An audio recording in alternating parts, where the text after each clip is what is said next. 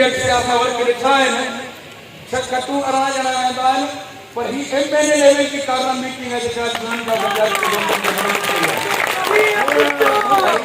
गजानी जेतोणीकि Pakistan Peoples Party union council यारकी जो पैनल पहिरें ॾींहं ते इलेक्शन खटे चुको हो पर अॼोके ही कार्नर गजानी रेफरेंडम साबित थी है त यारकी जा माण्हू यारकी जा कारकुन यारकी जा राज पीपुल्स पार्टी सां गॾु यासिर बचाणी सां गॾु हुनजे पैनल सां गॾु इते सब दोस्त शरीक कयो मूंखे इलाही ख़ुशी मूं हींअर इंटरव्यू में चयो आहे कुछ शायद दोस्तनि असांखे लाइटली वरितो हो पर आउं हिते ज़रूरु इहो गुज़ारिश कंदुसि त हू दोस्त शायद सम्झण में ग़लति विया आहिनि असीं नंढो ॻाल्हाइण सां तालुक़ रखंदड़ सीनियर पार्लियामेंटेरियन सीनियर सियासतदान सत्तार बचाणी जा सियासी शागिर्द आहियूं असांखे सियासत करणु ईंदी आहे असांखे सियासी फ़साद ठाहिणु ईंदी आहे सत्तार बचाणी थी है कि नॉर्मल इलेक्शन थींदी है तो वडन वडन ढिगेश्वरन के डाए छॾींदो आहे उनजी सियासी हिकमत अमली हूंदी आहे असां जॾहिं पहिरें ॾींहं ते विया आहियूं असांखे ख़बर पई जॾहिं असां पहुता आहियूं दोस्तनि न त ग्राउंड में मुक़ाबला कबा आहिनि इहे हरकतूं कोन कबियूं आहिनि जेके असां सां रवा रखियूं आहिनि इहे बचाणी सां अरिड़हं में थियूं हुयूं पर अवां जी क़ौम सां अलाए अला जी हबीब जी क़ौम सां असीं सुरखरू थियासूं असीं उहा कानूनी जंग बि खटियासूं जंहिंजे उहा असांजी सियासी ऐं अख़लाक़ी फतेह हुई अॼु असीं अवां जे विच में बीठा आहियूं असां हिन इलेक्शन नंढड़ी इलेक्शन खे हिकिड़े सियासी कारकुन जी हैसियत सां पार्टी जे कारकुन जी हैसियत सां असां ईंदड़ जनरल इलेक्शन जे हवाले सां पंहिंजे कारकुननि खे ट्रेंड करण पिया चाहियूं हिन इलेक्शन जे तवसुत सां त जीअं जेको नओं कैडर पार्टी में बिलावल साहब खां आयो आहे जाती मां उनजी सियासी तरबियत करियूं त इलेक्शनूं कीअं कबियूं आहिनि इलेक्शनूं विड़बियूं कीअं आहिनि इलेक्शनूं खटबियूं कीअं आहिनि इहो सोचे मैदान में लॻायूं जेतोणीकि ही इलेक्शन असांखे यादि बि कान्हे ऐं चैलेंज सां थो चवां ऐं दावा सां थो चवां त हिन भेरे जेतोणीकि असांजो अॻे रिवायती मुखालफ़नि सां वास्तो रहंदो आहे हिन भेरे कुझु गैर रिवायती दोस्त असां सां साम्हूं आहिनि असां वेलकम कयो पहिरें ॾींहं ते इलेक्शन त हुई थिया ही न दोस्त कन्ना जेके असांजा जनरल इलेक्शन जा रिवायती हरीफ़ आहिनि उहे पंहिंजो पैनल लॉन्च कन्ना इलेक्शन ज़रूरु थिया छो त बचाणी ख़ानदान पार्लियामानी सियासत करे थो पियो इन करे मथी सतह ते जेके पार्लियामानी सियासत में असांजो मुक़ाबिलो कनि था उहे कीअं चाहींदासीं बिना मुक़ाबले अचनि असांखे इन ॻाल्हि में परवाह कान्हे असां हमेशह पीपुल्स पार्टी ऐं बचाणी ख़ानदान हर इलेक्शन खटी आहे अलाह जे हबीब जो साथ रहियो आहे अवां जो साथ रहियो आहे अॼु जॾहिं यादगीअ में हिते मौजूदु आहियूं जेतोणीकि असां इलाही शयूं पुठनि चाढ़ियूं आहिनि इलाही सारियूं शयूं बर्दाश्त कयूं आहिनि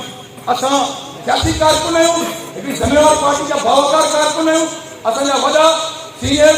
उन्हनि जी असां ते शफ़क़त रही आहे असीं अहिड़ो को बि अमल नथा करणु चाहियूं जेको असां सां रवा रखियो वियो आहे जेतोणीकि कंहिंसां गॾु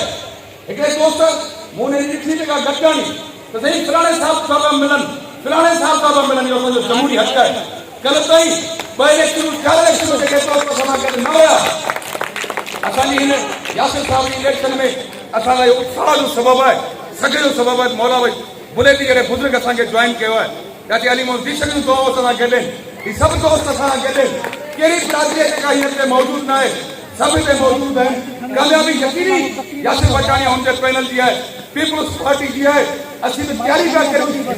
ही सॼी कैंपेन असीं पंहिंजे कारकुननि खे चार्ज करे जनरल इलेक्शन में वेंदासीं इंशाअल्लाह ताला और अज़ीज़ दुनिया ॾिसंदी इहो चैलेंज आहे जमहूरी तरीक़े सां इलेक्शन करणु हर माण्हू जो हक़ आहे असां जेका सियासी बिसात विछाई आहे ॼाणकीअ में